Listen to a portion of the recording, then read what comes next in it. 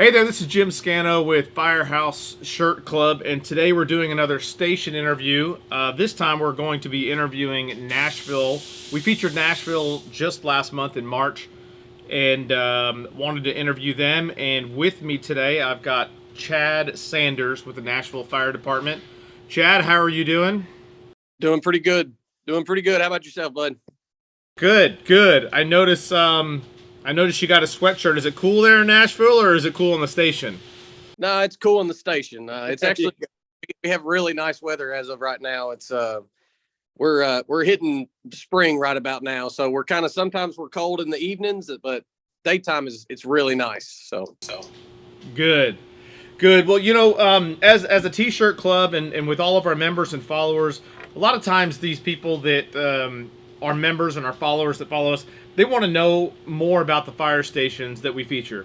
So instead of, we send them, obviously we send them the card in the mail and it gives them a lot of great information. But it's nice for us to be able to do interviews like this and let them know a little bit more about the stations that we're featuring each month. So that's why we're doing this, and I appreciate you jumping on with us. So I got a couple of questions for you. First of all, just tell us a little bit about yourself, Chad, and how long you've been with Nashville. I am currently stationed at Station One. We have a engine and a rescue company here. I was hired in 2020 with Nashville. I have been kind of on and off as far as working for volunteer departments and career departments for probably about the past 10 years.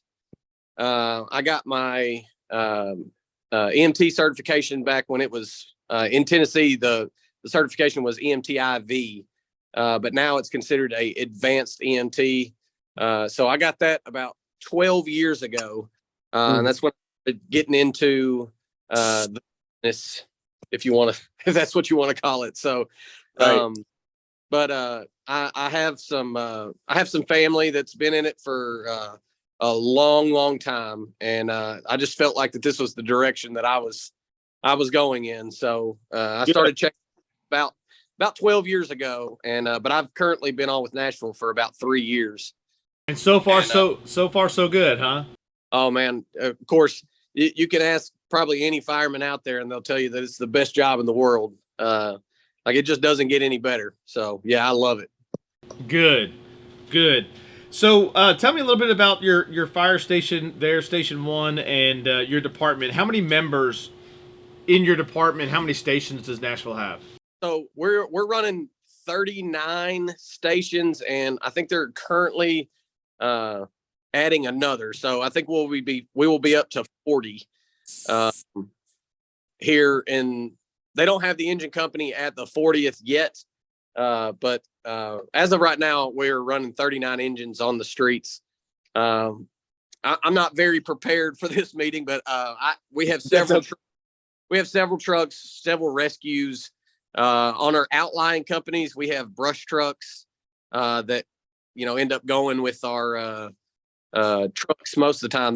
They normally collaborate with the trucks, and that's the responsibility of the truck is to man their brush trucks as well. Yeah. So, but we are a rather I guess large department, I guess if you will.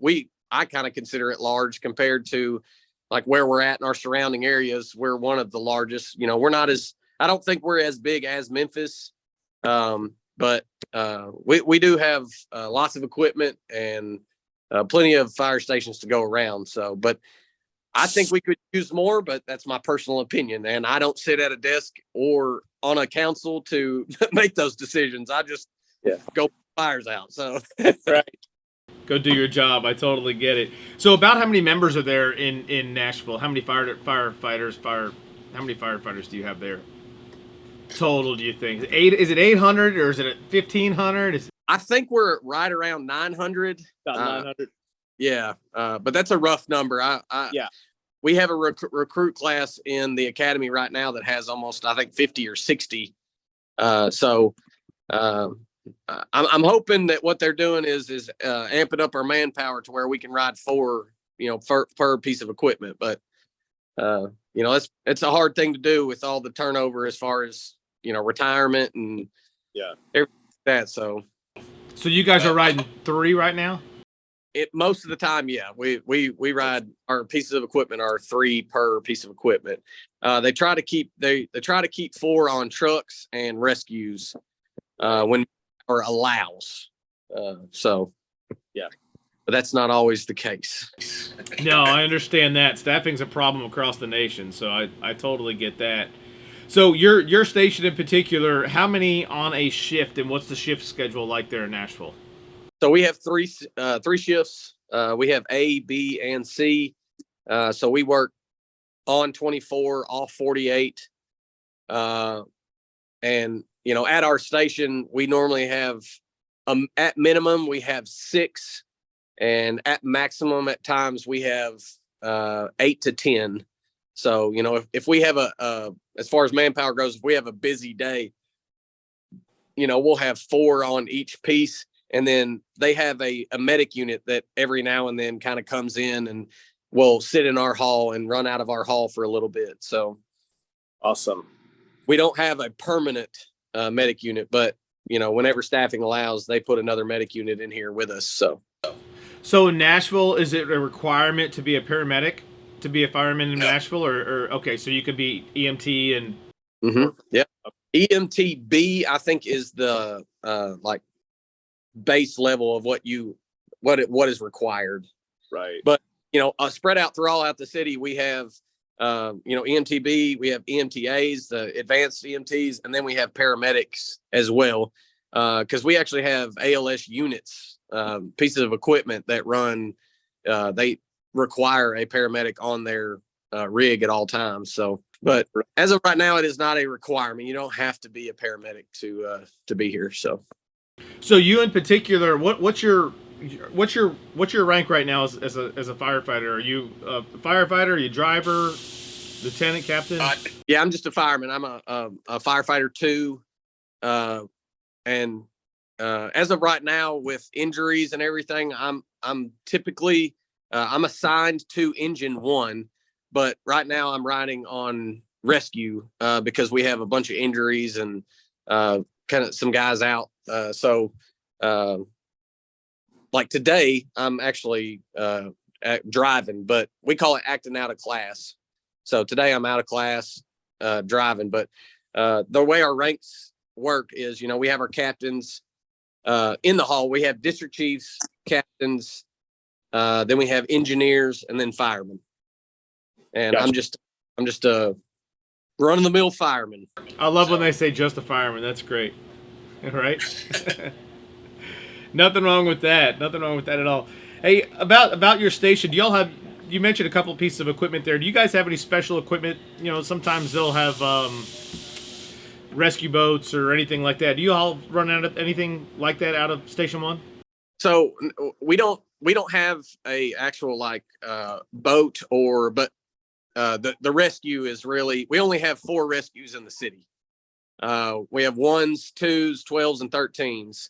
And so we are one of 4 rescues in the city. So I would say it is a specialized piece of equipment. So a rescue in Nashville, so like in Dallas, for example, our rescues were our ambulances. That's what we called them.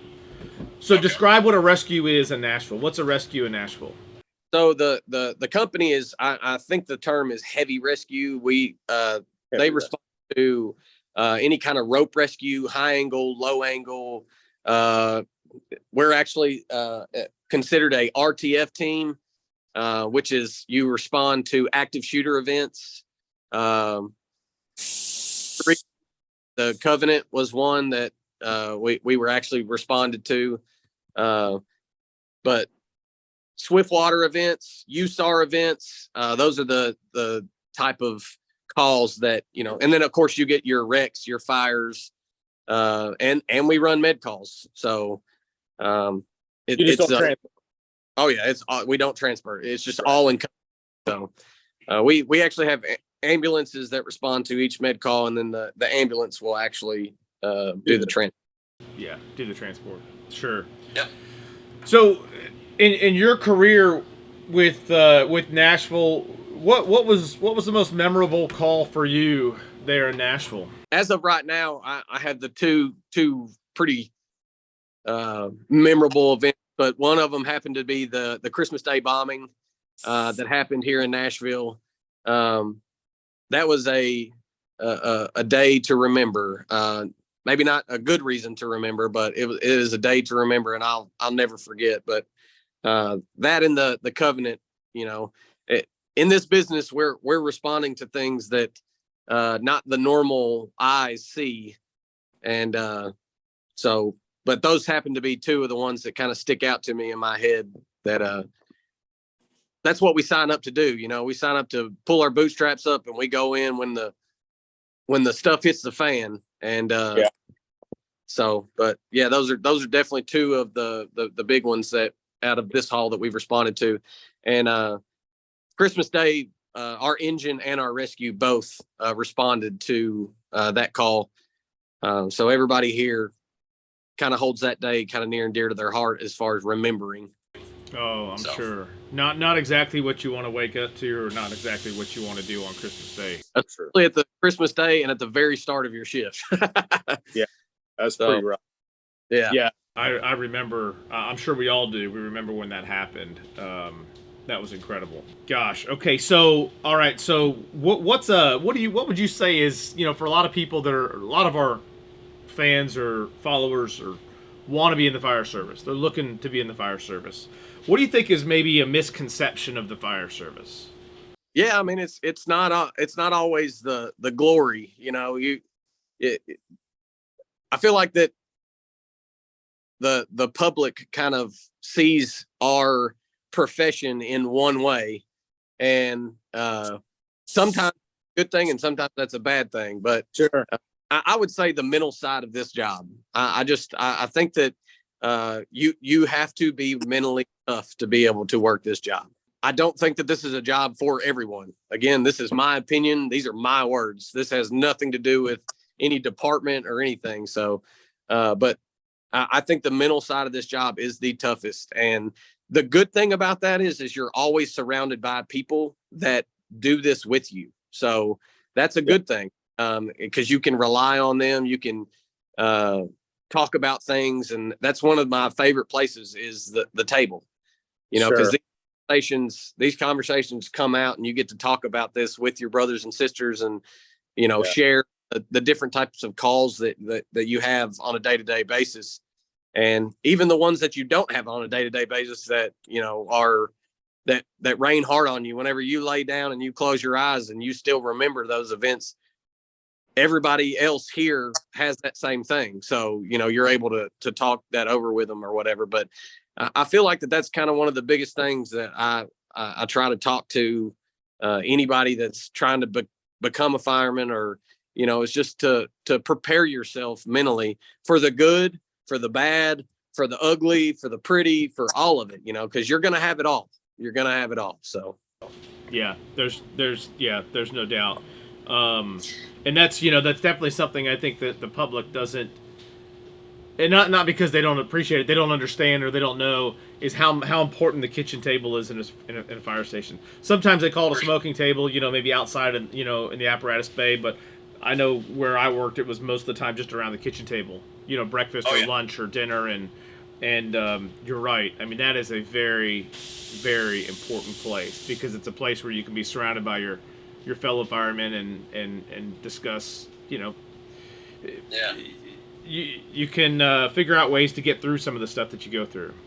Yeah, it's an important place. Another thing that I think gets overlooked a lot is once you come out of the academy, training doesn't stop. Training is to me I think is crucial, very, very crucial to this job. And am I saying that you need to train every day and you need to get crazy with it? No, I don't think you have to be training every day to be good at your job, but you're going to get out of this job as much as you put into this job. So, like most things in life, actually. Absolutely. Yeah. It's that's a great point. I mean, like most things, you're going to get out of it what you put into it. If you just get out of rookie school and you go sit at the fire station, or you get to a station where the guys are super relaxed and you sort of get used to that environment, then that's going to be your career. I always say that that people's personalities are the 5 people they hang around the most. And Yeah. with the fire station, if you hang around those people, you spend a lot of time with them, and you're going to become the average of whoever you hang around. So it's always good, especially as a rookie, to get out and get to a station that matches your personality, and they do training, and it keeps you moving forward instead of getting stagnant. The longer you allow yourself to be stagnant, the more you're gonna fall deeper and deeper in that hole. So It's just like stopping working out, right? We've all done that. no doubt. So, what would be one thing that you would tell your rookie self? Do you think of anything that you would tell your rookie self? Like if you could go back and you're fresh out of rookie school and your first day on shift, what would you go back and tell Chad Sanders? Probably to chill out. Right. Yeah, man. I don't know. I wanted this so bad. Whenever I first got my opportunity, I wanted it so bad, and I wanted to impress anybody, everybody that I come in contact with. And sometimes that can be detrimental to you too. Cause you always just need to be yourself. And I'm gladly, I didn't learn that the hard way. I got to learn that very quick here. I have had some absolutely amazing captains and chiefs and people that have taken me under their wing and continue to take me under their wing. That just, that was their biggest thing was, hey man, be yourself, be yourself, be yourself, be yourself, be yourself. Yeah. Come in, work hard, do what you're supposed to do, and everything else is going to fall in the line. So yeah, you want to impress people, but you don't want to give them the wrong impression. So That's right. Of being somebody who you are. So That's right. But we don't necessarily either want to see you being yourself on Saturday morning sitting on your couch either, right? We want to see your personality self, but not your lazy self. Exactly. So what is final question at your station? What is your sort of your go-to meal and your go-to movie? Like, it's like, man, I don't know what I'm gonna make tonight, but here, this is my go-to. I'm just gonna knock this out, and then we gotta watch a movie. I don't know what's on, but let's watch this one again. So the good thing that you got in this interview is you got the cook of the Firehouse. So nice. So I actually pretty much do all of we have other guys that kind of come in and they cook and stuff, but primarily I normally handle all the cooking duties, and my spaghetti is, and that seems lame to say spaghetti, but I'm not gonna lie, the spaghetti's pretty, that's a rookie meal. Yeah, but the thing is I make everything from scratch. So it's not just we don't just go to the store and buy ragu and noodles and throw it in a pan. So, but one of the nicknames that I have kind of gotten myself into is bougie, because I make every meal like more than it has to be. Like, whenever we have spaghetti, it's just not normal spaghetti. Or whenever I make chicken, it's not just normal chicken.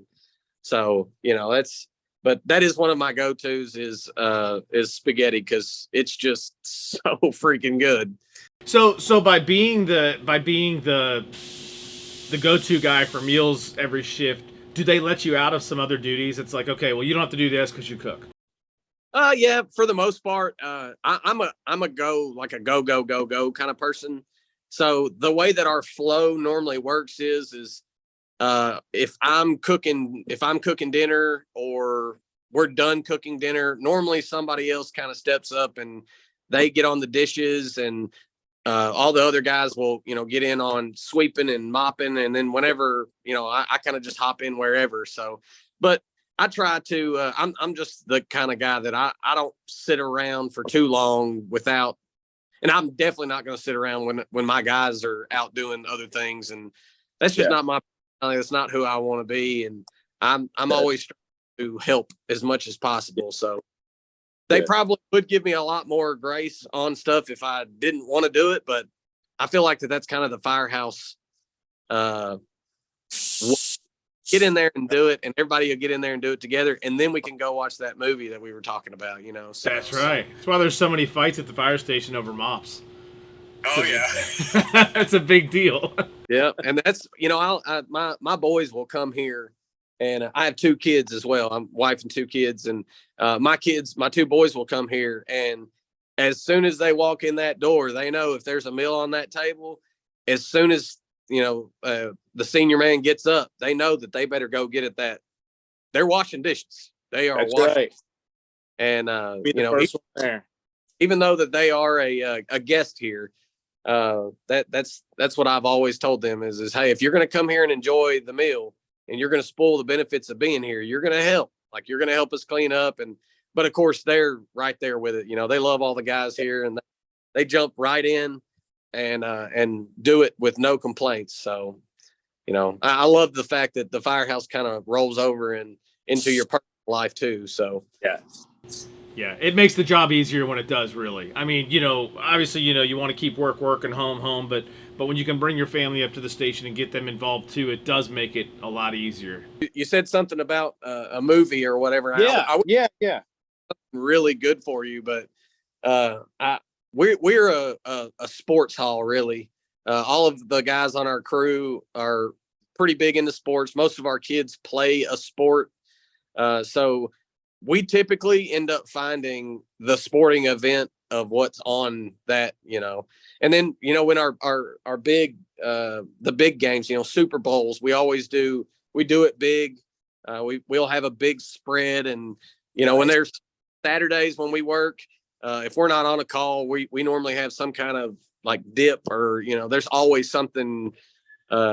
But we're pretty much revolve around sporting events, and every now and then we'll sit down and watch a movie here or there. But to say that we had a go-to that was like, hey, let's go watch Caddyshack, or that we don't really have anything like that.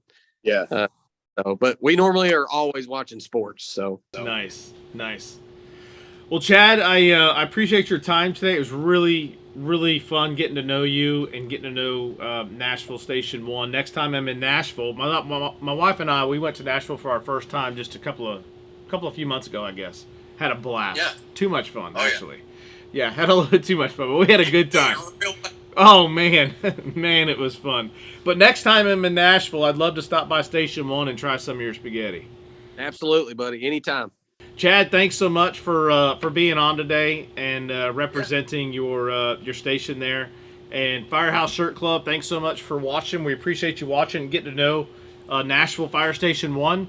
And we will continue to do these Firehouse interviews for you, hopefully month after month. So keep watching for those. And that's all I've got for today. You guys have a fantastic day. Thanks.